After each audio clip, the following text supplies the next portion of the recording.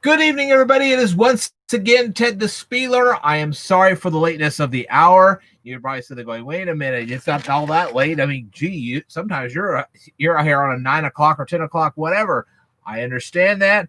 I did post a little note on my fan page, and I told you guys it's going to be between 6 and 7 o'clock. Well, it's 6:45, so here I am. All right, so I hope you guys were paying attention and watching. I see one is in the room right now. Thank you for stopping in. All righty now. Glad you're all here. Whenever you come in, whatever, please let me know that that's who you are, because I have no idea who I'm talking to. And I need to know who I'm talking to so I know what I'm going to say. Okay. Well, glad you're all here tonight. We're going to be doing several things tonight, and we're going to do it in about 90 minutes. So anyway, whoever you are, when you come in, let me know. My notes for the Home Alone review will be in this book right here. I'm going to actually open this up right now. I'm not going to do it just yet because I have a couple of things I got to tell you guys. But as soon as I tell you what I want to tell you, then we'll go ahead and get into this. But the first thing I want to tell you guys, if you are interested in Peacock TV and you have a Roku right now, you can actually have Peacock TV on your Roku. I just did that last night. So anybody who's interested in Peacock TV, you can have it on your Roku right now. I see somebody has actually entered the room. Please let me know who you are, because I have no idea. Okay. And like I said, I'm going to use my notebook first for the Home Alone notes. Secondly, I'm going to be reading my notes. Of course, as you well know, I have the rest of my notes on my email, and I will be reading those off. We are going to review another section of the Samsung J3 Orbit smartphone, as you can see right here. Now, as you are already well aware, I have not done all the illustrations for that particular presentation yet. And when I do, then I will put that with the video, and you'll see all the illustrations as well. Okay, so you're getting the audio part tonight, and then you'll get all the rest of the cool stuff tomorrow. And yes, I know I was holding it upside down. It's right set up now. So anyway, I see two people in the room, or I did see two people in the room. Whenever you come in, let me know you're here. I now see two people in the room. Please let me know who you are so I know who I'm talking to. Okay. As you well know, this is the learning channel. This is what you're supposed to do. You're supposed to learn here. Okay. Dan, love your work, sir. Continue providing quality content. I certainly will. But this is the learning channel. In this particular edition, you're going to be learning some observation skills. You need those observation skills. And I can tell you, there are some people who actually watch this channel. Some of you guys are great. You really are. I'm glad you're here, and I'm just thrilled and thankful and whatever. But there are some people that come into this channel that think I'm some kind of a joke. Let me tell you something. You don't learn these observation skills, in the not-so-distant future, you're going to be out on the streets unemployed. And guess who's going to have the last laugh then? I'll have the last laugh. So if you think this channel's a joke, you can hit the road, Jack. Happy unemployment. So for those of you who are diligent students, I'm thrilled you're here. I'm glad you're here, and I hope you continue right on learning. All right. So anyway, we're going to cover the Samsung smartphone. We are going to review 3 songs tonight. First of all, will be Torn Between Two Lovers. And for those of you who have never heard that, go check it out. We're also going to review a song by the Buggles called Video Killed the Radio Star. And also, we're going to review the song Thunder. We're actually going to review that as well. So, a lot to look forward to. I'm going to try to get this done in 90 minutes.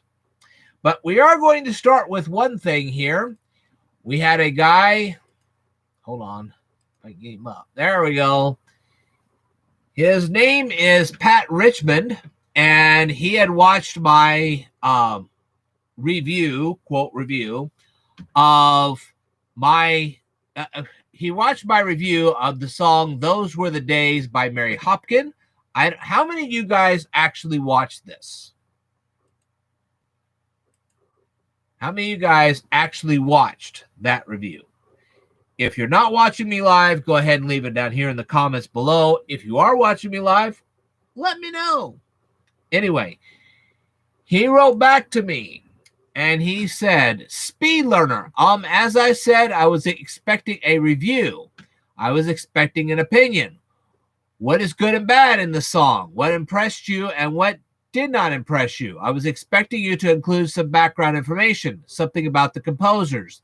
The song had an incredible history." Well, first of all, I have to say that I kind of have to agree with this guy. I haven't really, on some of my reviews of songs, I haven't really gone to the great depth of telling you any information about the song, much less telling you the specific things that I've liked or disliked about a song. So, yeah, okay, he's got a valid point. Granted. However, one of the things I'd like for you to observe in that comment, and think about this for just a second, does he not realize I'm not getting paid for any of this? I haven't been paid by YouTube since 2018. Think about that for a second. I mean, I'm not exactly working for this guy. I wasn't so upset about the criticism he gave to me. That didn't upset me at all. What did upset me was he didn't say, "Hey, I'm glad you put this up here. I'm glad you're reviewing songs. This is what I'd like to see, though."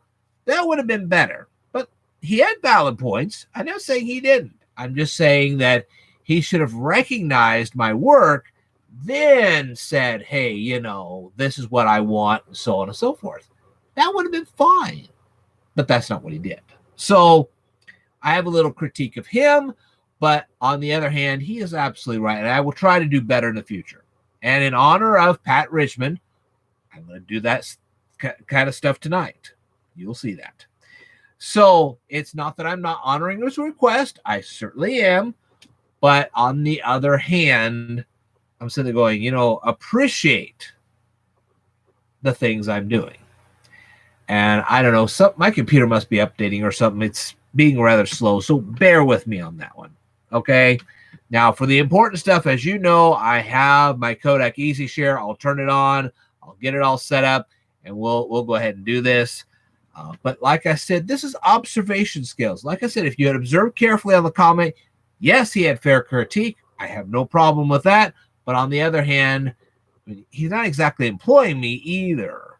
Nobody's employing me. I just do this on my own. I'm hoping someday I'll be back on the partnership program, and that'd be great. I also wanted to remind everybody I have 4 Kindle books on Amazon, and this winter I'm going to go ahead and finish up my 5th one and get it on the air. Then there'll be another one after that and another one after that. I will always keep the price of the books $5 because I know you guys are not exactly rich and you just need extra material to do what you have to do. Remember, the core of this channel is to get you people out of eviction, starvation, and bullyism. And I'm more than thrilled to do it. So there you go. So anyway, without further ado, like I said, I want you guys to pay attention to everything because there is also a theological thing I'm going to cover on here as well. And I want you guys to watch that as well. So, like I said, we're going to review Home Alone. We're going to review the Samsung smartphone. We're going to go ahead and we're going to do 3 song reviews and a theological review all at the same time. All righty. Now, how many of you have been watching my video on the community tab and smartphones? How many of you people have been watching that? Let me know in the comments below. How many of you have been watching the YouTube video I made about seeing the YouTube cards and smartphones? Have you guys been watching that also? Like to hear you say that. Okay, so I will be mentioning both of those as I record these videos. That's because a lot of people that watch my videos for the very first time, they don't know about either one. And if you don't tell them, they never see it. Okay, it's getting about 7 o'clock. Let's go ahead and turn the camera on. Lots to cover tonight.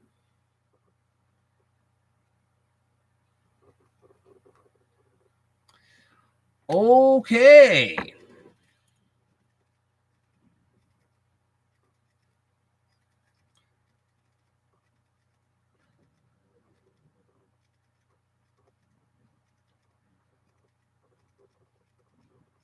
I got to fix one little thing, and then we'll get right on this.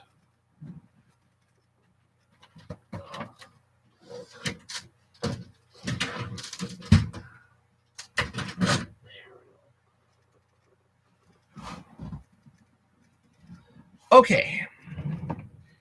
Now that everything is fixed. Yeah, right.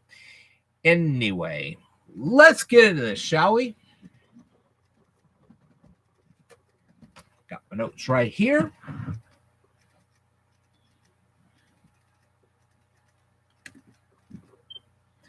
Good evening, everyone. It is once again Ted the Speed Learner. I am actually running a live stream right now, and that's why you're seeing me at an angle. But we are here tonight to review the movie Home Alone with Macaulay Culkin, and we all know how famous that movie is, and you're actually going to enjoy this review. Now, the thing is, before we even get started here, if you are a regular viewer on my channel, if you're even seeing me for the very first time, the first thing I'd like for you to do is to look down here in the comments below. You're going to see a couple of links.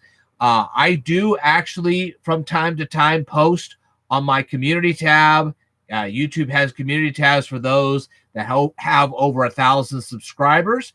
And if you don't know how to read those posts from your smartphone, you can check out the video right down here. There'll be a link there'll be an actual link or a hyperlink in the comments below.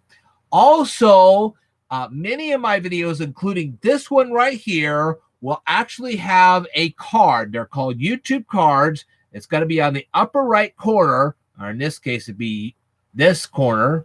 Okay. It would be in this corner of the screen. It's going to be on the upper right. And when you click it, it takes you to a related video, or supposed to. On my channel, it does. But for other channels, not always. So if you will click on that, now you say, well, I don't actually see it. I'm watching your video on a smartphone. I didn't see your card. All right. If you'll look down the description below, there is a video that will tell you how to see those YouTube cards from your smartphone. It tells you all about it. And I will have a link down there, and you can click it, and boom, there you go. All right. Overall, I did like the movie. It was hilarious. It was a wonderful movie. But for those who I'm teaching now, remember, I run a learning channel here, and I want people to learn how to observe things. And one of the things I want them to observe is the kind of stuff I'm going to discuss in this movie. If you are more observant about movies like this, you'll be more observant in life as well. And that's what really counts, especially if you're trying to get a job. Okay. Now, yes, I grant you, there's a lot of stuff in Home Alone that's greatly exaggerated. It needs to be greatly exaggerated. It makes it more fun. However,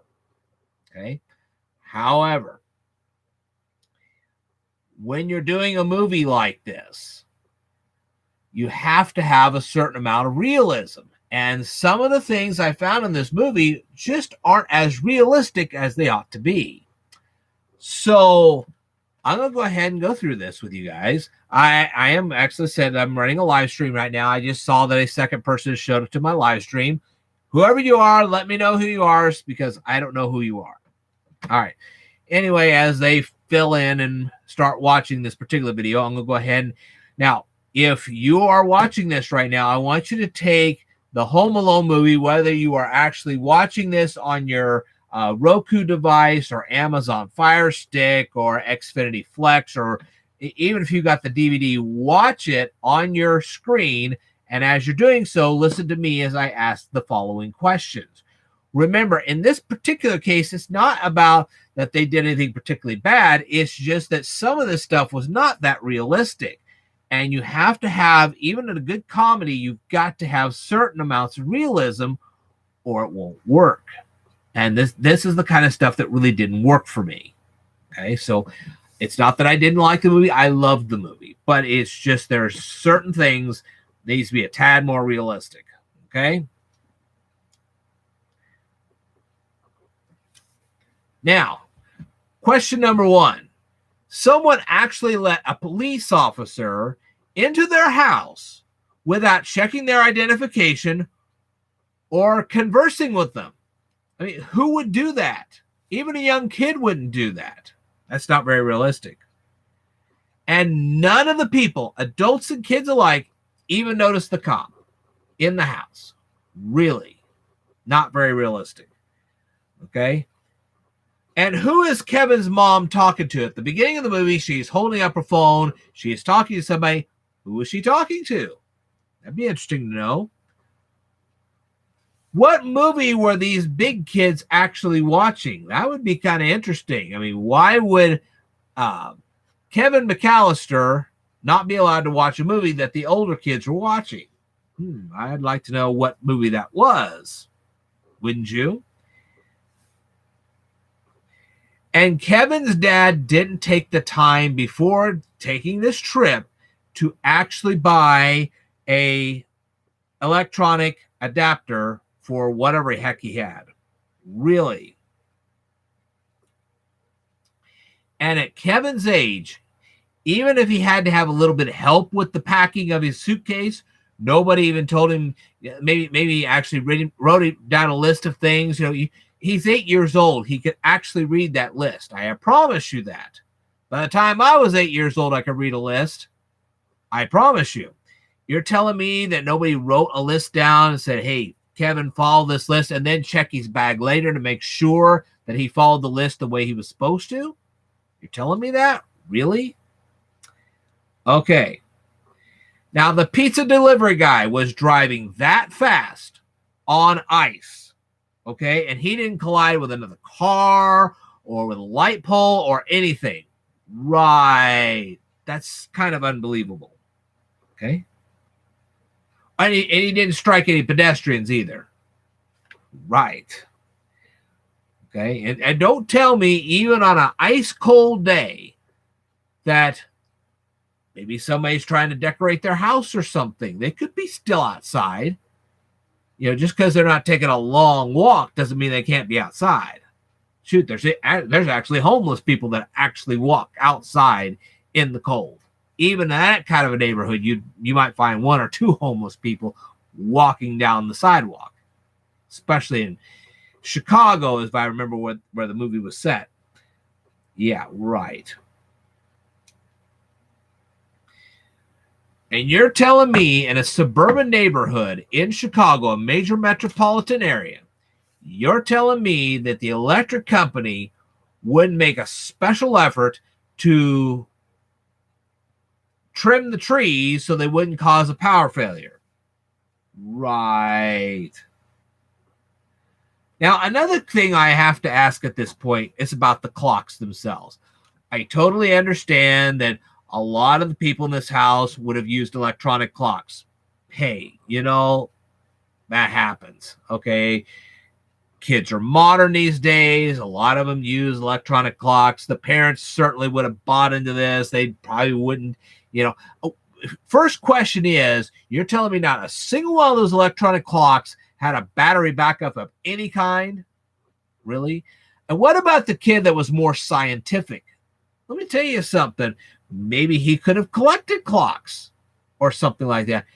Who knows? But you're telling me that not one kid nor any adult had a manual clock. Not one of them? That's unbelievable. Even in the 80s, that would have been unbelievable. Shoot, I had manual and electric clocks. I had them both. So it is entirely possible at least one of them would have had a manual clock. Okay, that's something I wanted to establish right there.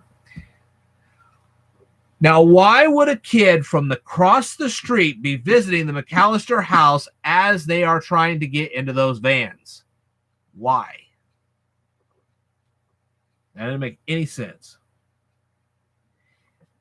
And you're telling me, now I know I used to be a kid myself, and I tell you what, I used to wake up awful early in the morning. You're telling me Kevin McAllister, one of the smartest kids. I see Danny Watts is here. Hello there, Danny Watts. Glad to have you. Anyway, back to the review.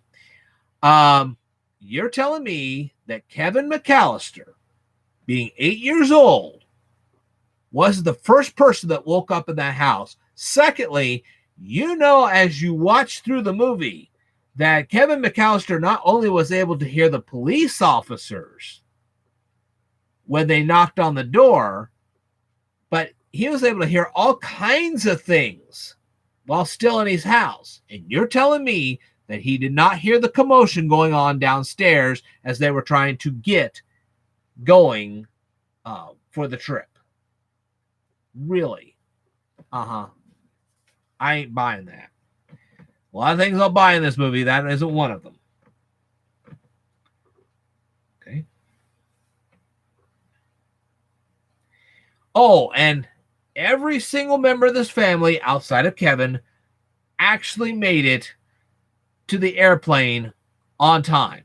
Barely, but on time. Are you kidding me? There wasn't a single thing that rush hour traffic, crowded airport, it's Christmas time. Are you kidding me? No, that's too unbelievable.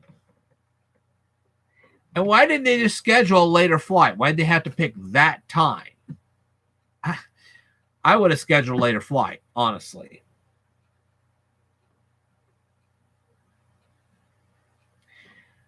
Now, as we know, Kevin McAllister had BBs. Really? 8 years old, he has BBs? Really? Mm-hmm.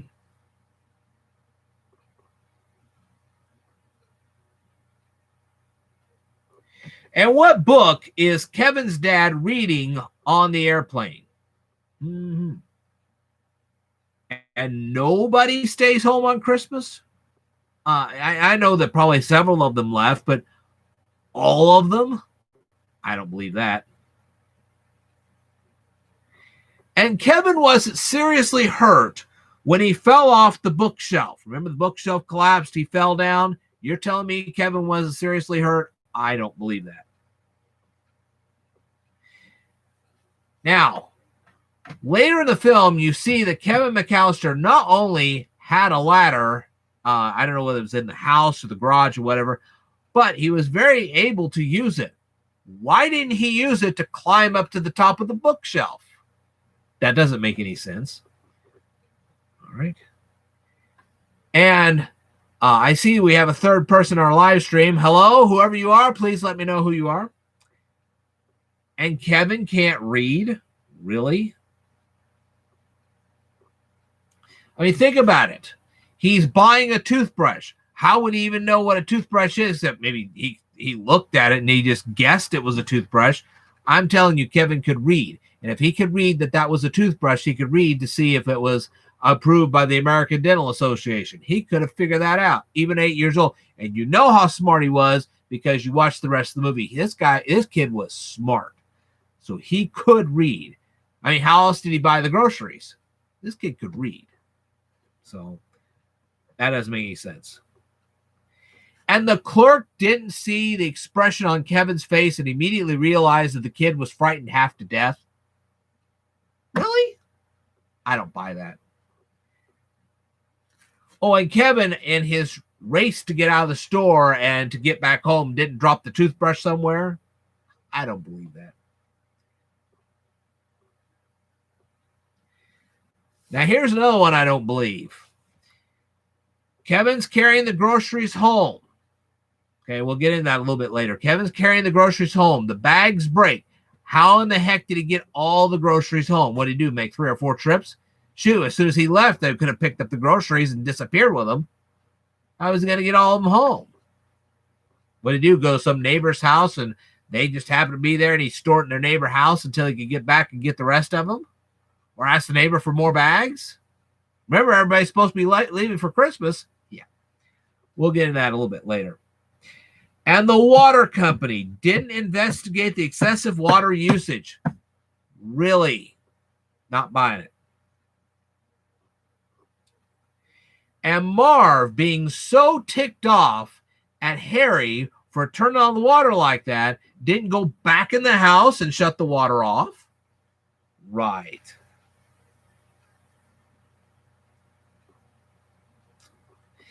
And Kevin was able to disguise himself that quickly? I don't buy that. Remember, he disguised himself at the church. Yeah, right. He did it that quick. Quick kid, but not that quick. And where did Kevin get the mannequins? Well, they have a whole bunch of mannequins in the basement of his house? Even if they did, how could he have gotten them upstairs to do what he did? That required a very sophisticated pulley system. Where do you get the pulley system, huh? I'd like to know that.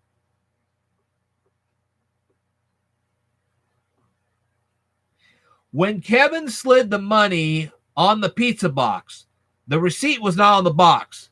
Then it is? Boom, poof. Yeah, right.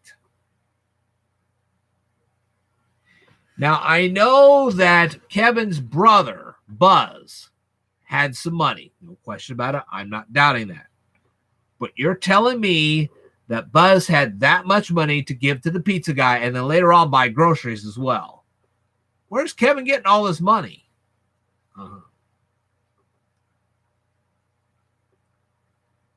Now, you're telling me it took 2 days for Kevin's mom to persuade anybody to give her tickets so she could get back home. Right. Not buying it. And Kevin actually walked all the way to the grocery store. Yeah. Mm-hmm. Okay.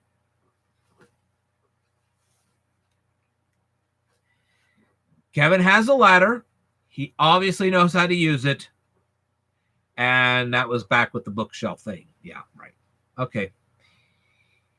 If the singing in the church is that loud, Kevin should have noticed it right away. Notice he was about ready to walk away from the church, and then he hears the singing. Right. And Kevin knows how to use a blowtorch. And he knows how to use tar. Mm-hmm. And you remember that little barbecue thing? Yeah. And Kevin's dad just leaves that stuff out. Now, in the summertime, that might be possible, but in the wintertime, he just leaves it out where Kevin can get a hold of any of it. Right. Well, he just thinks Kevin can't figure out how to use it? No. Just no. That just would not happen. Now, Kevin has fixed a meal for himself. He's getting ready to eat it. He knows it's 9 o'clock. The thieves are getting ready to come in. He sets his utensils down and he defeats the thieves. Did he, after defeating the thieves, actually walk back and actually eat the meal? I'd love to know that. Otherwise, it's a meal wasted. Now, neither Marv nor Harry saw the ice on the steps. Right. That's a well-lit house. Now, Harry might have had a little more problems seeing the ice than Marv, but that front area was well-lit. He could have seen that ice in an instant. Right. And even if he hadn't seen it, let's just face it, people. It's cold, it's icy, it's snowy. Wouldn't you try to take a little extra precautions walking up the steps? Just march right in, right? I don't think so. No.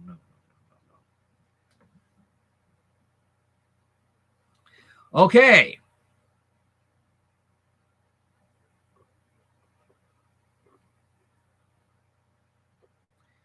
Now, if I get the two names back mixed up or whatever, let me know. Harry. Oh, no, maybe it's Marv. I don't know. I always get these two names mixed up. It must be Marv. Okay. Oh, that's right. Okay. It was Marv. Right. It was Marv that actually saw the iron coming down, if I remember right. If I get any of this wrong, please let me know in the comments. But I think it was Marv that actually was getting ready to get hit with the iron. As soon as he pulled on that chain, he looked up. He saw that iron coming. You're telling me he didn't move out of the way? Right. I know that thing was falling pretty fast, but you're telling me he didn't move out of the way? And Harry did not notice the red glowing handle on the door. I mean, that thing was glowing red hot. He didn't even notice that? Sure. Now, think about it. Marv's already had to deal with the ice. He had to deal with the iron. And you're telling me after all that, he wouldn't become more observant? He even saw the tar. You're telling me he didn't see that nail that far up? Are you kidding me? And why would Kevin stick the nail that far up? He would want it to be more subtle so that the guy wouldn't see it. Why stick it that far? He didn't have to. Just simply stick it a little bit up. That would have been enough. He would have achieved the effect without sticking it all the way up there. He didn't have to mutilate the guy. Okay.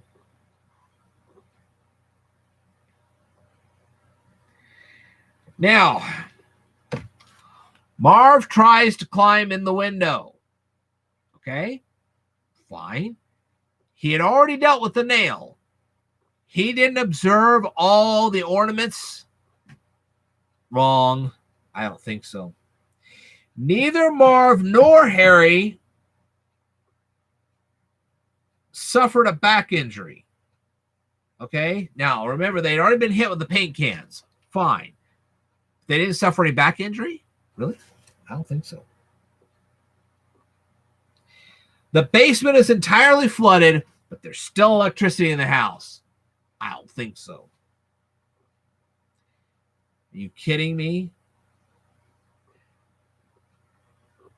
And the old man, after defeating these two thieves, didn't turn around and turn off the water. Right.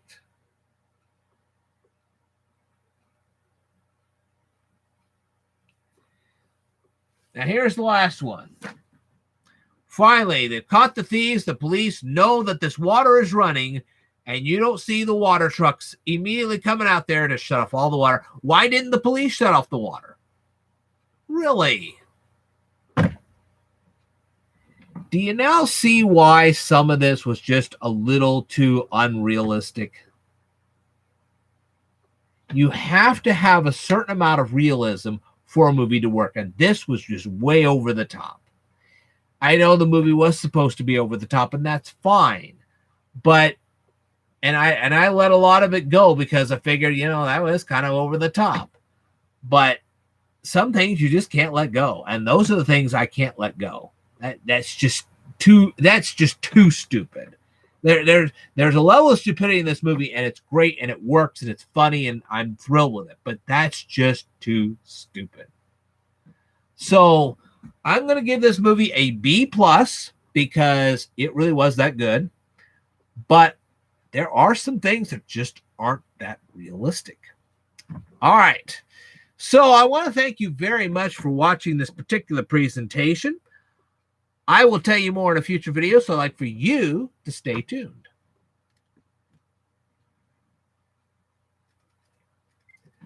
Okay, what'd you think of my little review? Okay. Now, the next thing I need to go to is my notes. Wow.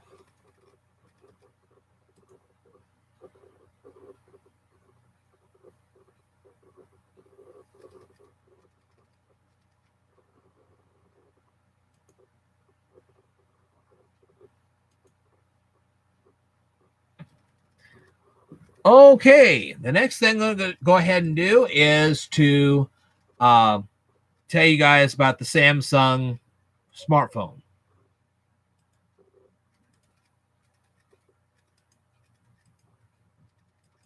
There, that's better.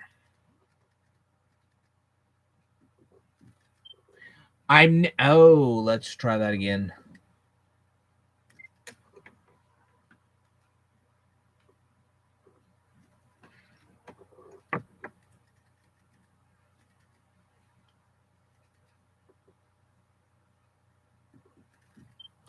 I'm now going to continue my video series on how to use a Samsung J3 Orbit smartphone by showing you how to take a photo and a screenshot with your smartphone. Now, before I begin, if you guys are new to this channel or if you are one of my recurring students and you do not know how to see my posts from my community tab on your smartphone, then I want you to go ahead and take a look at the hyperlinks below, because one of them will take you to a video that will show you exactly how to do that. Also, up on the upper right corner of your screen should be a YouTube card. And if you click that card, it will take you to a related video. Now, until I get my next lesson on my Samsung smartphone done, there probably won't be a card. But once that next lesson is done, there will be, and you'll be able to click it, and you'll be able to go to the next lesson. On a lot of my other videos, I have a lot of tutorials and stuff. There are cards, and if you click them, they'll take you to the next video. But if you have a smartphone and you don't know how to see those cards, because they only appear for a few seconds, I do have a video, and the hyperlink to that is right down here in the description below. You can click that, and you can watch and see how to find those cards on your smartphone. Okay? So anyway, now before I go into the meat and potatoes of this particular video, I did get a request from somebody, and they said that if they received an attachment with their text, okay, if they're receiving a text message and they receive an attachment and it's a photo, they want to know how to download it into their phone. Okay, what you're going to do is you're going to hold your finger onto the photo itself. And when you do, a drop-down menu will appear. One of the options will say Save Photo. You tap it, and it saves the photo to your phone. Okay, the next thing I'm going to tell you guys is how to take a screenshot on your phone. This is real easy. You have right here a volume down button, and over here you have your power button. You hold them both at the, you just press them both at the same time. You'll have to press them both simultaneously, and when you do, you'll take a screenshot of whatever is on your phone at that moment. So that takes care of the screenshot part of it. All right. Now, taking a photo with your smartphone may seem simple enough. To start, all you have to do is tap the camera symbol on your smartphone. As you can see, the camera symbol is encased in a red button. Now, if you're watching this on my live stream, you're not seeing any of the illustrations, but if you're watching this on a regular video, there are going to be illustrations and you're actually seeing it instead of me right now. Okay. To take the photo, all you have to do is tap the white circle on the bottom of the screen. That seems pretty simple, right? Not quite. Now I'm going to tell you the rest of the story. You're like, uh-oh. Wait. Oh. Don't do that.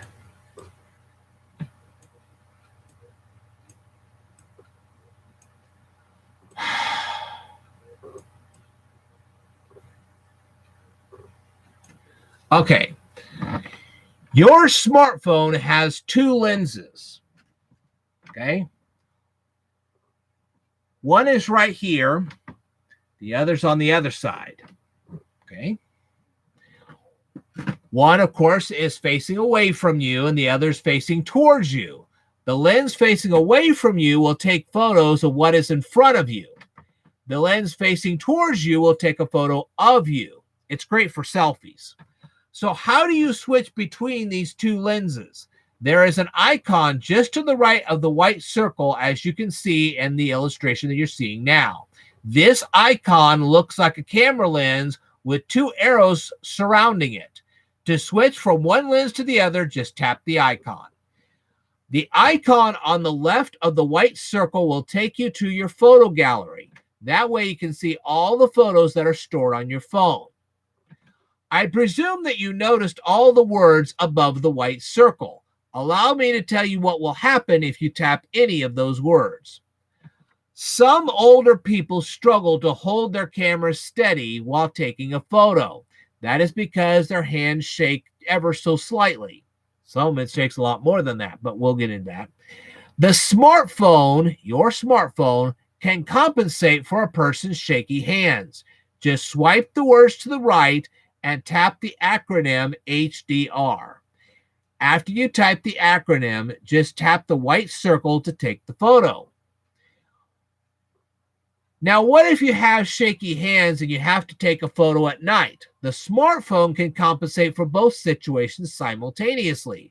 First, tap the word night and then tap the white circle.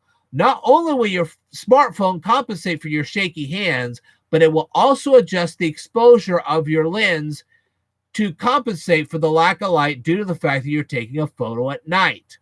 Of course, I will make a recommendation. If you're not taking a photo of the night sky with your smartphone, I would bring extra lighting with you to take the photos at night. And here's the reason why. Yes, your phone has a flash. It's actually, it makes a nice little flashlight too, okay? But here's the thing. After a while, this light on this camera will go out, and it burns out. That's what it does. And when it does, you have to replace it. Do you know how expensive that is? You might be better off just buying yourself another phone. Well, I mean, phones like this can cost you $60, $80. You want to spend that on a regular basis? If I were you, I would either get a digital camera, or if you're using a smartphone at night or in a dark room, just make sure you have extra lighting in the room. That way you don't have to use your flash. That's my personal recommendation.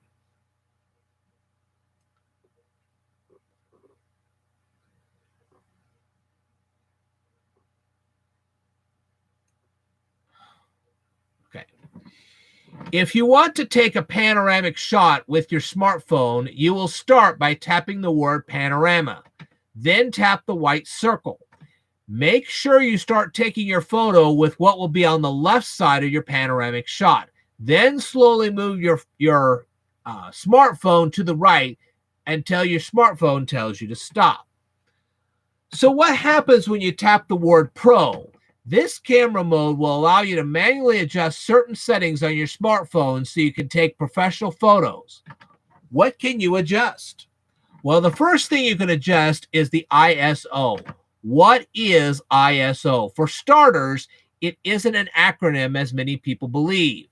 The International Organization of Standardization stated that they coined the word ISO from the Greek word isos, which means equal. But this still doesn't tell us what the word means or how it's used on a smartphone camera. In the old days of camera film, the film was sensitive to light. Some camera film was more sensitive to light than other camera film.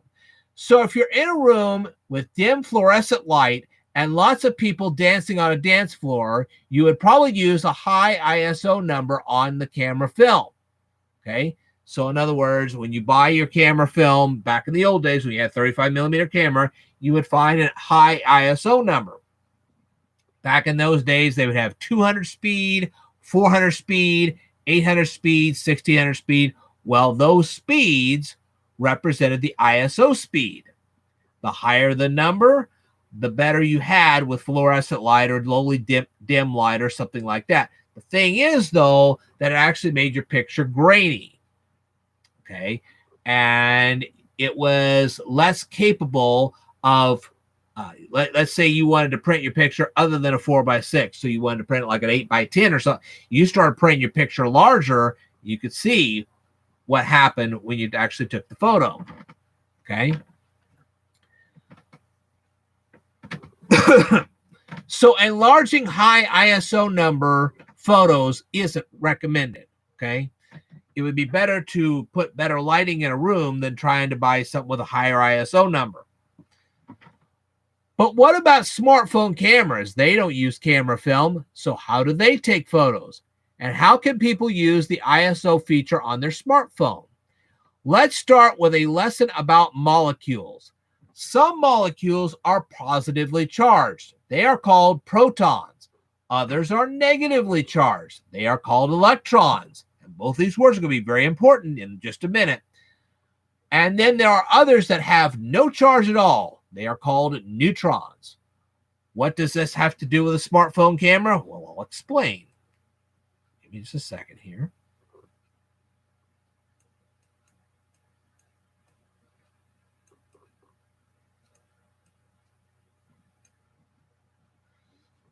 Okay.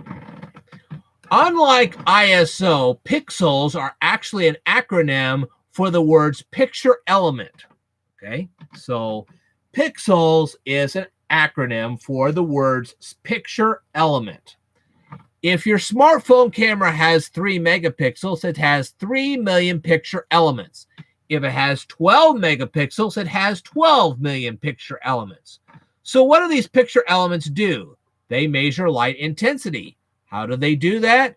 There is a chip inside your smartphone full of these picture elements. They detect and measure light photons.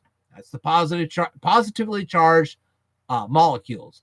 The picture elements count the number of light photons that hit them. How do they do this? The picture elements detect the electrical charge of the photons. As the photons collide with the picture elements, the voltage of the picture elements increase. This data is sent to the processor of your smartphone and later stored on either the internal memory of your smartphone or on your secure digital card. Okay. The smartphone has a base ISO number. Some have 100 ISO, some 200, some 400. You'll have to check your book to see which one it is. Okay. When you increase the ISO number of your smartphone and take the photo, the smartphone multiplies the base ISO number by a number that will give you the ISO number you desire. But when you raise the ISO number, you risk having a less sharp photo. If you want to know more about ISO, feel free to research that on the internet because they'll give you a big explanation about that. Okay. Now then. You feel educated now? The next topic I will cover is the acronym WB. The acronym stands for white balance. Why would you need to adjust the white balance of your camera? Let's suppose you have a white pillowcase. It looks white when you take it outdoors and see it in the sunlight. But what happens when you take the pillowcase indoors with fluorescent lighting? To you, it may still look white, but to your smartphone camera, it may not look that white. Okay? That's because of color temperature. And that color temperature is measured in kelvins. The more kelvins that are present in a photo, the more blue an object will appear in your photo. The less kelvins you have in your photo, the more orange the object will, the more orange an object in your photo will appear. Okay? So if you're outdoors, you're going to have more kelvins because of sunlight. When you're indoors with the fluorescent lights, you're going to have less kelvins. And it's going to turn the object from blue to orange. Okay? Remember, sunshine produces more kelvins than fluorescent light. When you tap the WB acronym, you will see several icons. The first one should be easily recognizable. It's the sun icon. You will use this when you're outdoors and the sun is shining bright. But what if it's a cloudy day? Tap the cloud icon. What if you're in a room with incandescent light? Tap the light bulb icon. What if you're in a room with fluorescent light? Okay, then you're going to see a square box. It's probably more like some kind of a chip, okay? Because this would be some kind of fluorescent lights are a lot like an electronic light, okay? And so therefore, they're using a chip to represent that, okay? And there is a letter I inside that box. You tap it, and you can take your picture in fluorescent lighting. The final icon you will see when you tap the word Pro is the exposure icon. It looks like a circle with a plus sign and a minus sign inside the circle. And you'll see a divider line between the plus and the minus, okay? This sets the shutter speed of your smartphone camera. It determines how long light will collide with the picture elements of your smartphone camera. And this will affect white balance and everything else.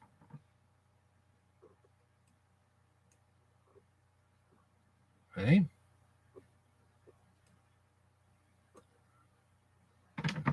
You can also record videos with your smartphone. Now, what would you do if you wanted to take several shots of your children playing without pressing the white circle over and over again? Just tap the words continuous shot, then hold down the white button, and the camera will take continuous photos until you release the white button or until you run out of memory on your smartphone. Now, let's take a look at the icons on the top of the screen. The first one you'll see is a cogwheel. This is the camera settings icon. Go ahead and tap it. Boy, you're going to see a lot of settings. The camera on this smartphone can take 8 meg. Okay, the camera on this smartphone having trouble saying this one. The camera on this smartphone can take 8 megapixel photos. This is the maximum megapixel size this camera can take. If you want larger megapixel photos, you will either have to buy a more expensive smartphone or you'll have to buy a decent digital camera. You can change the aspect ratio of the photos you take with this smartphone. But if you do, you will reduce the megapixels of the photos you take. By the way, the aspect ratio of your photo refers to the length and the width of your photo. Okay, that's what the 4:3 means. It'd be 4 inches by 3 inches. Okay. You can also control the aspect ratio of the videos you record using this smartphone camera. The camera has 3 video modes, well, 3 main ones. The first is FHD, which is an acronym for full high definition. The second mode doesn't have an acronym, but the resolution of the second mode is actually less than the first one, which is the FHD. The final mode is known as the VGA mode. The acronym VGA stands for Video Graphics Array. It has the smallest video resolution of the 3 main modes. But there is actually one more mode available with your smartphone. It really has the lowest video resolution. It's known as the HEVC mode. HEVC is an acronym for High Efficient Video Coding.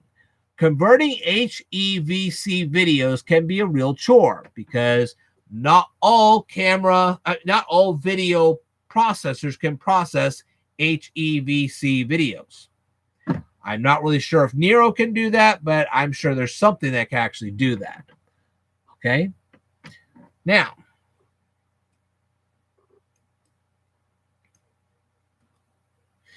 you can place grid lines on your photos once you've taken them. You can also add location tags to your photos. This will indicate where the photos were taken. Do you recall the camera modes I discussed earlier in this video? How I discussed ISO, HDR, panorama, continuous shot, and so on? You can turn these modes on and off permanently. Just tap the words camera mode and then tap the edit modes. Okay? So what shooting methods can you choose? First, you can do one of 3 things with the volume button. You can take photos or record videos, or use the volume button to zoom in on an object before taking a photo, or you can set a system volume.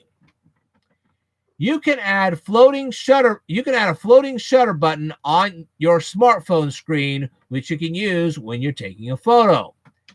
You can tap your screen to take a selfie. and you can set a mode where you can place your palm in front of the outer camera lens to force the camera to take a selfie of you.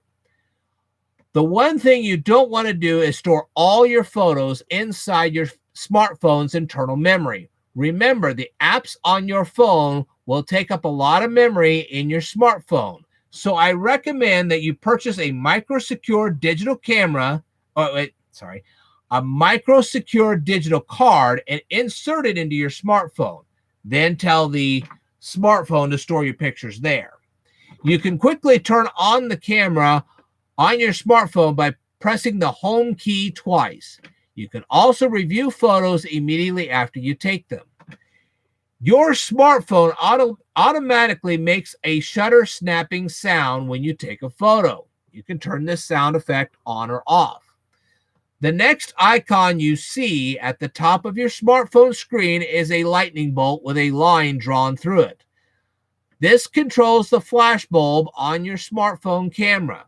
You can set the flash so that it will activate every time you take a photo, or you can let your camera choose when to activate the flash bulb.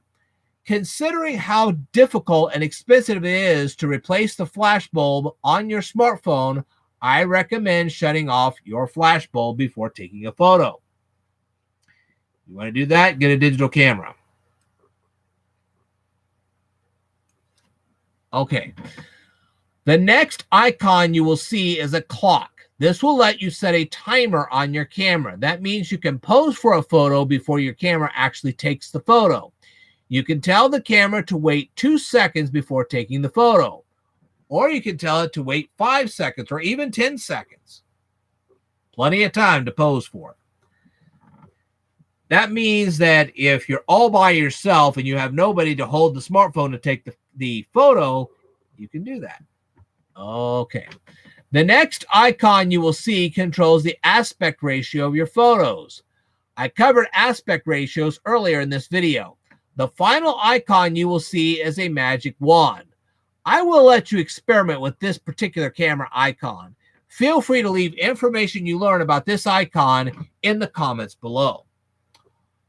All right, now I want to thank you guys very, very much for being so patient and learning so much stuff from me today.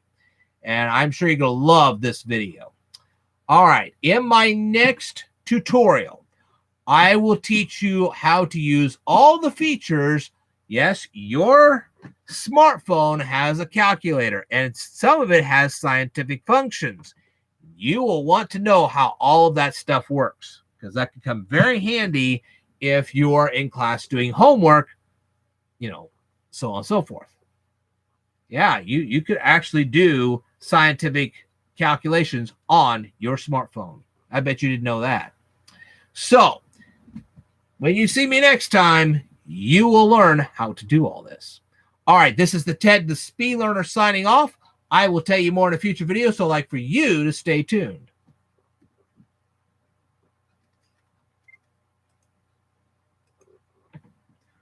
Whew. Okay, Danny Watts finally says, you should mention that you need to hold these buttons down and not just press them.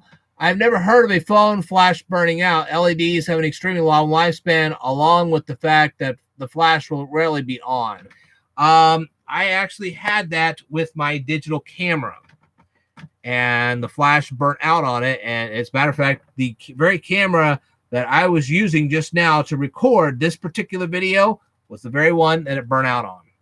Yep, this flash no longer works. So yeah, they can burn out, and when they do, and you have to keep in mind that people, not like some people just take an occasional picture here and there. Some of these people want a whole photography studio. I actually met a person the other day that took over 10,000 photos, and they had it all stored on their smartphone, all of them. So you use it enough times, it will burn out. Guarantee it. Okay. ILRSNC says hello. Glad to see you. Okay. Now then, we're going to go on here.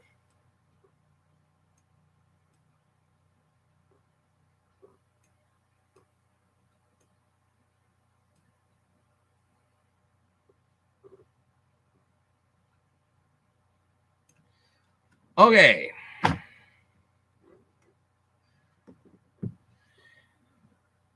Let's put on your observation skills because you need it for this one.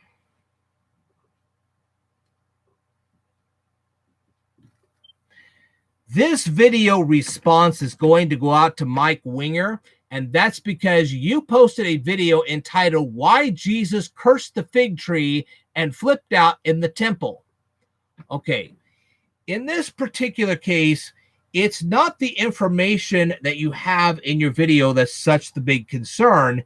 It's some of the information that I did not see in your video. And because that information was not in your video, I'm going to go ahead and give it here. But before I do, I wanted to let everybody know, if you're not Mike Winger and you're watching this right now, if you do not know how to read messages from the community tab on your smartphone, there is a hyperlink down here below that has a video that will show you how to do that. Furthermore, I know this particular video does not have a YouTube card, but many of my other videos do, and there are lots of other channels that have these cards on their YouTube videos. If you do not know how to see these YouTube cards on your smartphone, there's a hyperlink to one of my videos that shows you how to see those cards, okay? So anyway, without further ado, let's go on. I'm going to give you this information, which I did not find on your video, okay? Obviously, Jesus knew that the fig tree wasn't ready to provide any food for him. But it was what was this just as obvious to the disciples? Well, let's find out. You and I both know that at least 7 of the disciples came from an advanced agrarian society. 2 came from Galilee. 3 came from Bethsaida. And if I mispronounce that, I apologize in advance. And another one is, and 2 of those disciples came from Cana. And if I mispronounce that, I apologize again. But what about Matthew? He came from Jerusalem, but he was also a tax collector. It is very likely that Matthew collected taxes from farmers or people that participate in this agricultural industry, even if they were just the owners of the land and then didn't necessarily plant the crops themselves. So it is very likely that Matthew knew some things about agriculture, including when things would grow and when things wouldn't. Otherwise, he couldn't collect taxes on crops or land. Now, anyone who knows this would know immediately that that fig tree had a deeper meaning for the disciples. Once you know that particular piece of information, anybody that's reading the book of Mark would know instantaneously that this story had a deeper meaning. Okay, it wasn't about agriculture per se. All right. So is it possible to discover this deeper meaning? Personally, I think William R. Herzog II has discovered this deeper meaning.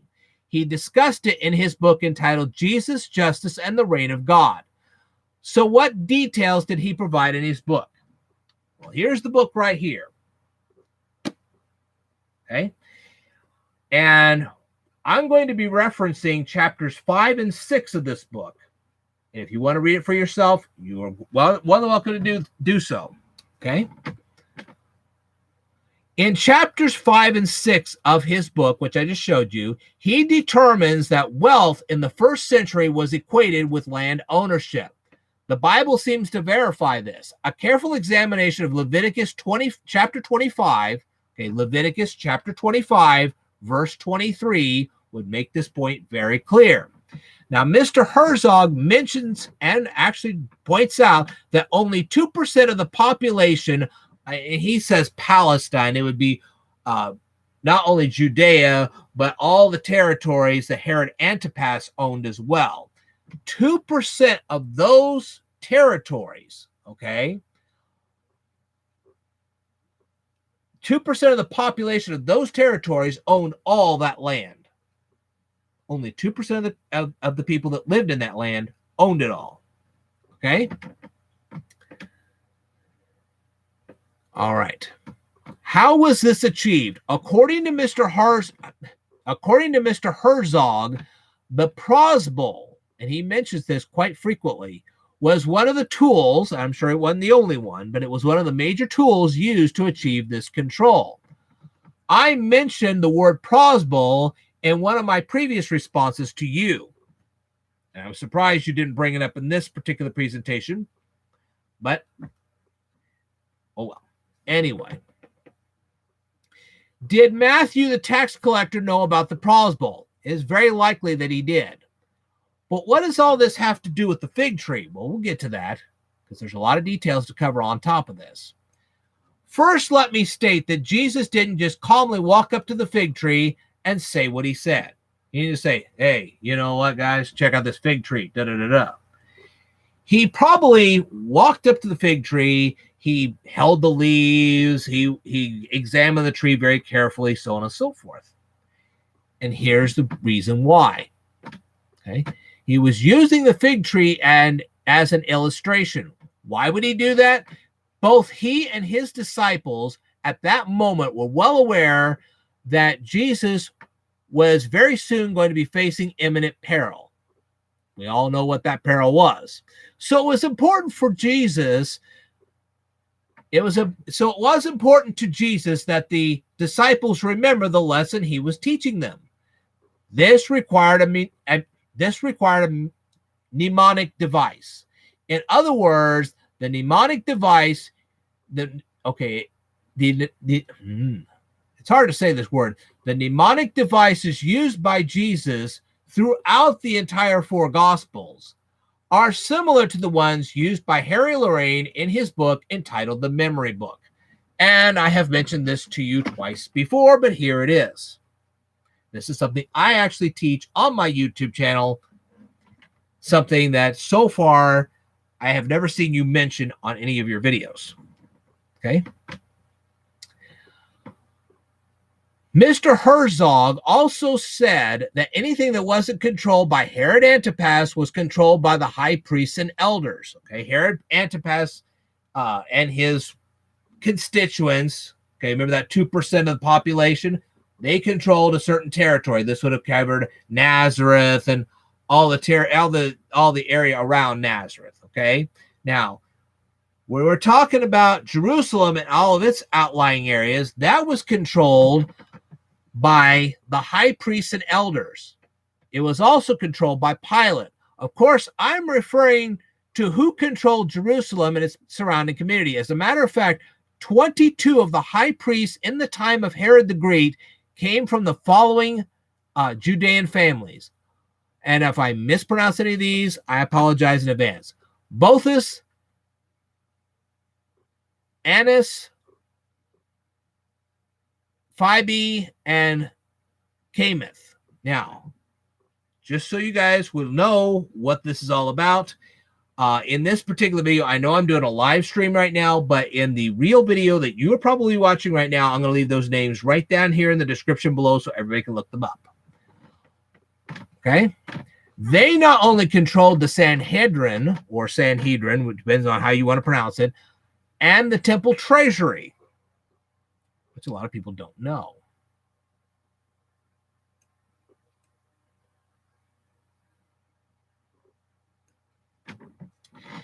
At this particular point in the video, I'm going to offer a side note to my students because I know some of them have actually read this book and they need a vocabulary lesson real quick.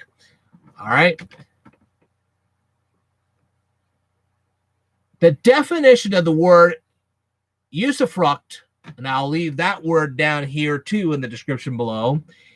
It literally means the right of a particular person to use the profit of somebody else.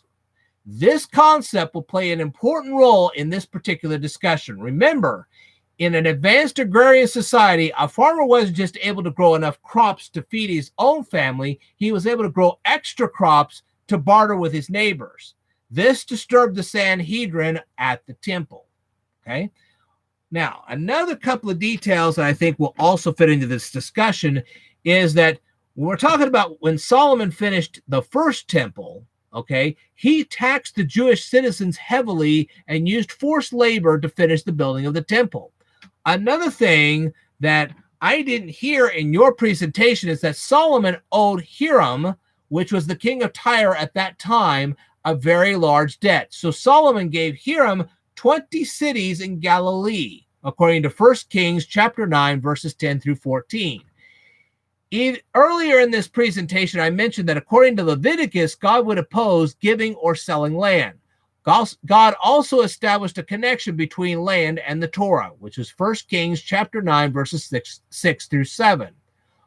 So why were the money changers so important to the Jewish population in the time of Jesus? First, many Jews didn't actually live in Jerusalem. As we know, they lived in Nazareth.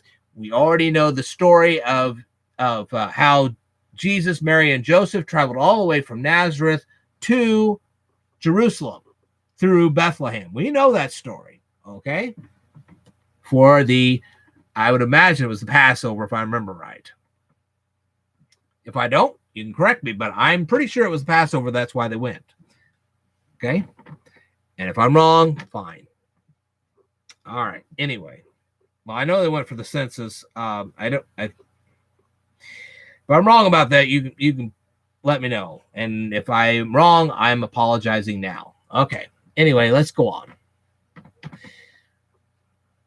So they had to travel to Jerusalem to make their sacrifices. Often it was impractical for them to bring their sacrifices with them. We're talking about 1-year-old male lambs. Really, you're going to bring that dang thing all the way from Nazareth to Jerusalem for their sacrifices? I don't think so. So they had to purchase their sacrifices from the money changers. Also, if you remember the parable of the coin, Roman currency wasn't permitted in the temple. So these travelers would have to exchange their Roman currency, which was inscribed with pagan symbols, for Jewish currency that could be used to buy temple sacrifices. So was Jesus opposed to the main purpose of the money changers? Well, if you read the parable of the coin, obviously not, because he paid his, remember the parable of the coin clearly established. I didn't think he was really opposed to it. And I think he would have bought his temple sacrifices himself with the parable of the coin. He certainly hadn't brought anything with him. Okay. According to Mr. Herzog, there is no rabbinical proof that the money changers were fleecing the Jewish travelers. If you have particular proof of this, I'm willing to listen to your argument. But what about the outer court? Jesus never indicated that he was about to usher in the final age of existence, as was prophesied by Zechariah chapter 14, verse 20, or Malachi chapter 3, verses 1 through 3. So this provides further proof that Jesus wasn't directly criticizing the current sacrificial system or the priests directly for that particular purpose. After all, Jesus himself offered sacrifices to the temple every year of his adult life. So do we know if the money changers were located in the outer court of the temple? Well, I might be able to offer some proof on that. First, we have to actually read what Josephus said about the temple. If you go to Josephus and read Antiquities chapter 15, and I guess it's verses 410 through 420, you will see a description of Herod's rebuilt temple. But you have to go to the Mishnah to find an additional detail that I think confirms that the money changers were conducting business at the outer court. And I have left a link to that in the description down here below. They gathered pledges from the Levites and Israelites and freed slaves, but not slaves or women or minors. Now, that meant that all those people were in the outer court. Okay. Otherwise, that would mean something a little higher up. Okay. Since the outer court was the only place slaves, women, and minors could gather, then the money changers had to be located in the outer court of the temple. Now, you say, well, there was a point where Jewish women could still gather, but that would have been all women. It was just Jewish women. Okay, if you're talking about the Gentile women, all they could do is gather in the outer court. And you know that, and so do I. And we all know the slaves never made it much past the outer court. Okay, and we know that the minors didn't go up past the outer court either. All right, unless, of course, they went with their mothers up to the court of the women. I don't know if they did that or not, but I don't think so. And even if that, they would have had to have been Jewish children. They wouldn't have been Gentile children. There's no mention of whether they were Jewish or Gentile. So anyway, Mr. Herzog states that there is no proof that the outer court was called the court of the Gentiles during the time of Jesus, or that the Gentiles actually were praying to the Holy One of Israel at that time in the outer court. Maybe they were back home. I don't know, but there's no solid evidence that says that Gentiles were specifically going to the outer court of the Gentiles to pray to God himself. No proof of that whatsoever. According to Mr. Herzog, that is. If you got proof, I'm all ears, but you're going to have to prove that one. So what was Jesus really objecting to? Well, let's find out. It was a well-known fact that the Jewish people at that time relied on God's good graces for good crops and for healing as well. But what if they were in debt to the temple, which a lot of them were? Their debt kept them from receiving God's good graces, according to them. The high priests and the Sanhedrin, they knew this. And it is my personal belief, and it seems to be somewhat confirmed by Mr. Herzog himself, that they were using things like the Prose Bowl, okay, to keep unwanted Jews from accessing God's good graces. Remember, when God healed the paralytic, he didn't just heal him of his disease. He also restored him to normal society. Okay? Because a lot of times Jesus wouldn't just heal an infirmity of a person, but would also forgive their sins. Which meant they had access to God once again, and they were getting access to God without having to go through the temple and doing all the temple taxes. That's what ticked off the Sanhedrin or whatever you want to call it. Okay? And I personally believe that's the reason why Jesus was overturning the tables of the money changers. Now, if you want to refute any of this, be my guest. I'd love to see your refutation. But before you do, make sure you read chapters 5 and 6 of this book. Then we'll see. All right. I want to thank you very much for watching this particular presentation. I will tell you more in a future video, so I'd like for you to stay tuned.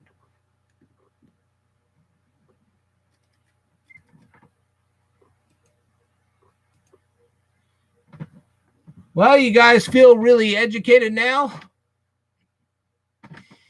Okay. We got 3 more videos to go.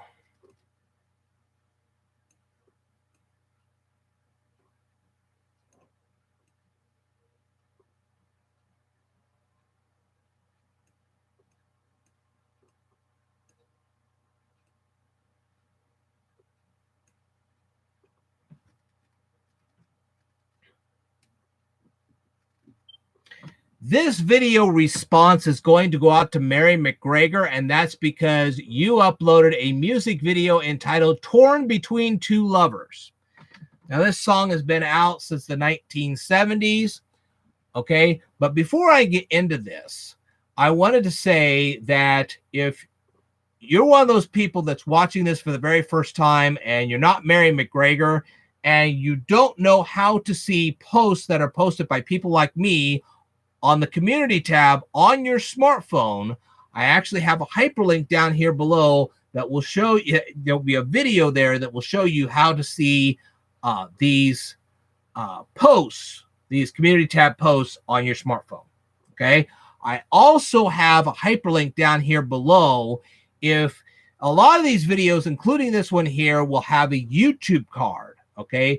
And the purpose of these YouTube cards is to take you to related videos. In my particular case, this would take you to another music review. Okay. For some of the channels, I don't know. Anyway, if you want to see these YouTube cards on your smartphone, I have a hyperlink down here. You click it, it will have a video that will show you how to see YouTube cards on your smartphone.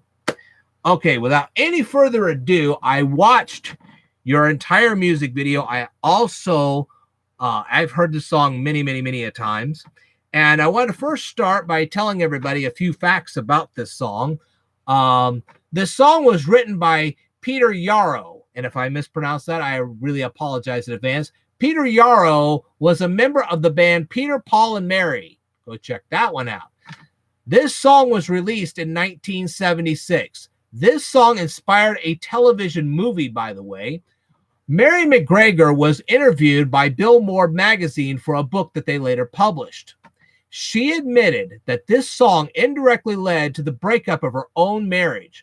Her musical tour at the time kept her away from her husband for lengthy periods of time. She also admitted that she despised this song because she had little to no sympathy for the person who this song was singing about. Okay? And I have to agree with her. So, first of all, what do I think of this song? Well, to make it short and sweet, the actual subject matter of the song sucks. It really does. But the way this song is presented with the violins and the guitar is just really sweet. You can relate to it. It's an easily relatable song. It catches you from the beginning and it captures you, and it just keeps you there. This is a very wonderful song. I will give this song an A- because of the subject matter, but the song in itself is great. It really is. But I had some questions about this song, and I hope either Mary McGregor or anybody that knows Mary McGregor can answer these questions. Now, these questions would be, it's not posed to Mary McGregor herself, but to the person that is being sung about in this song. Okay? Now, I will ask Mary McGregor one question here. So my question to Mary McGregor herself is, after you read the lyrics to the song, why did you decide to sing it in the first place? That I'd like to know. All right. Now, let's refer now to the person being sung about in this song. All right. What other times would a woman have to say what's on her mind? Wouldn't it be better and easier to convince your spouse that you love them with your deeds rather than with your words? It sounds like you need your spouse to hold you because you need comforting, not him. Why did you need the other guy? You just told your spouse that he couldn't fulfill all your needs, and yet you don't love him less? Really? If the other guy knows he will never possess you, why does he continue to spend time with you? Where is this empty place that you're speaking of? You're trying to convince your spouse that he didn't fail you, but it becomes increasingly obvious that he did. So in what way did your spouse fail you? What part of you did you give to your spouse? And what are you going to do if your spouse decides to leave you? Feel free to leave the answers to any and all these questions down here in the comments below. And if you happen not to be Mary McGregor and you're watching this video right now, feel free to go over to Mary McGregor's YouTube channel, watch her videos, rate her videos, comment on her videos, subscribe to her channel if you'd like, and more importantly, tell her that the Speed Learner sent you. All right, I will tell you more in a future video, so I'd like for you to stay tuned.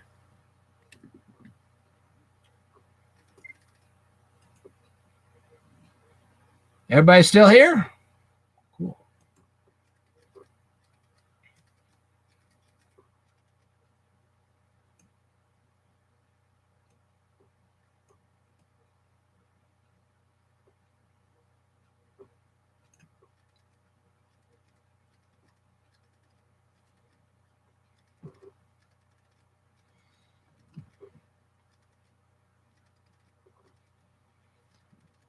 Now, I'll go on to say I had some extra notes and I didn't throw them in the video and I didn't see them right off the bat. First of all, I was going to ask her if she had any, if the person in this song actually had any children. I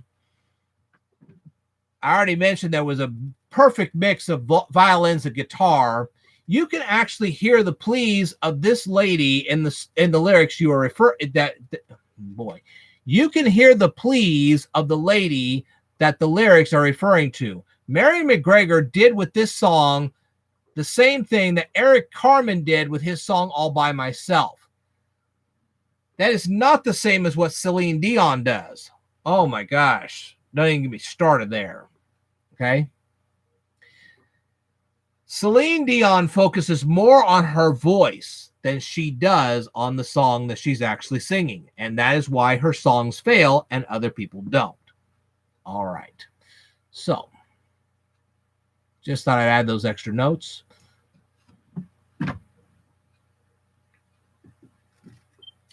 This video response is going to go out to the Buggles, and that's because you uploaded a video entitled "Video Killed the Radio Star." Now, before I begin this particular presentation, I wanted to say that if you're new to my channel and you don't know how to see posts from the community tab of YouTube channels like myself, I have a link down below. You click that and you will see a video that will show you how to read posts from a community tab on your smartphone. Furthermore, this video has a YouTube card that will take you to a related music video. If you did not see it, there is a video hyperlink down below. It will show you a video how to see YouTube cards on a smartphone. All right. Now, first of all, I'm going to give you some details about this particular music video. Despite what is printed on the cover of the single, the song was written by Trevor Horn, Geoff Downes, and Bruce Woolley. If I've mispronounced any of that, I apologize in advance. And despite the fact that this song was one of the first songs to appear on MTV, it was actually recorded in 1978 and published in 1979. Remember, MTV didn't premiere until August 1st, 1981.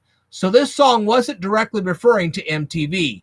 It did, however, refer to the use of synthesizer and other mixing equipment that the music industry started using in the 1970s. Now, in just a moment, I'm going to tell you what I actually think of the song, but I'm going to ask a few questions about the lyrics of this song. Okay. We're going to refer to the lyrics here. What wireless were you referring to? Why were you lying awake? Who took the credit for your second symphony? Who took the credit for your second symphony? How was the second symphony rewritten? What problems did he see? Why and when did he meet your children? What photos broke your heart?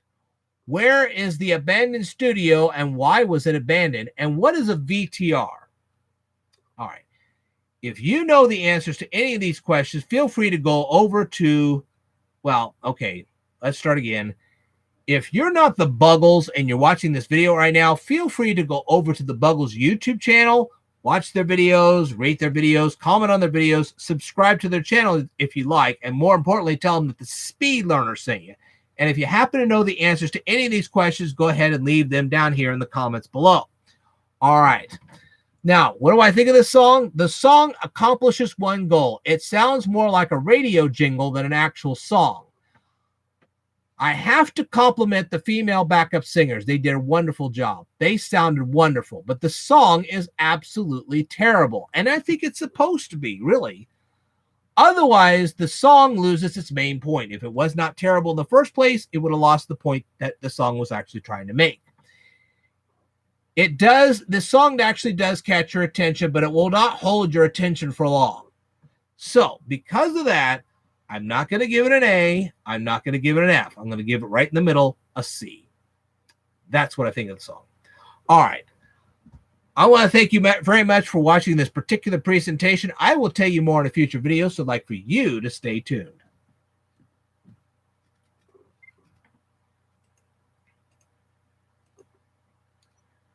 Are we all still here? Okay, one more video.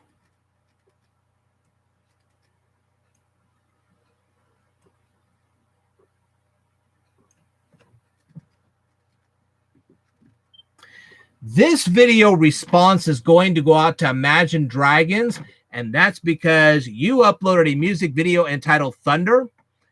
I watched your video, and I decided to ask you a few questions about your video. But before I do, I wanted to let anybody who's watching this video right now know that if you are having problems seeing posts from YouTubers like myself on our community tabs, there is a hyperlink in the description below. You click it, and it will take you to a video that will show you how to see those posts from our community tab. That way you can read them.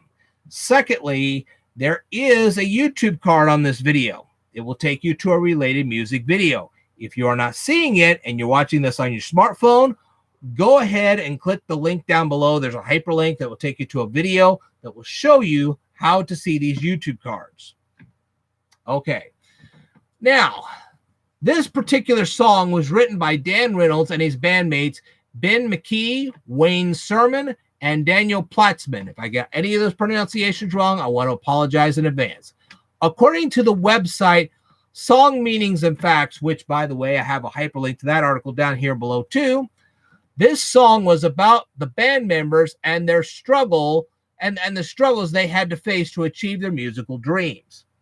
All right, so what about the questions? I'm going to ask questions about the lyrics now. According to the lyrics, why were you uptight? What were you dreaming about? Who were you following in your youth? What were the kids laughing about? Feel free to leave the answers to any and all these questions down here in the comments below. And if you happen not to be Imagine Dragons and you're watching this video right now, feel free to go over to Imagine Dragons YouTube channel, watch their videos, rate their videos, comment on their videos, subscribe to their channel if you'd like, and more importantly, tell them that the Speed Learner sent you. So, what did I think about this song? This is supposed to be an inspirational song, but I find that the chorus is very annoying and the song itself is way too mellow. Basically, this song is very, very boring. Wham did a better song with they did a better song. The title of their song is Wake Me Up Before You Go Go. I hope you check that out. All right. I want you guys to wake me up when this song is over. I basically, because, and let me tell you something. Before I say anything else, I want to tell you that I think that the lyrics are brilliant. Okay. I'll go ahead and say that. The lyrics are brilliant. If they had been placed as just a simple poem, they would have been very effective. I love the lyrics of this song, but the song itself, all that musical accompaniment, is a piece of garbage. That's why I'm giving the song an F. If you can't relate to the song the very second you hear it, it's ineffective. And I can think of more than a dozen other songs that do much better than this. And I just gave one illustration, but there are many more I could give. All right. I will tell you more in a future video, so I'd like for you to stay tuned.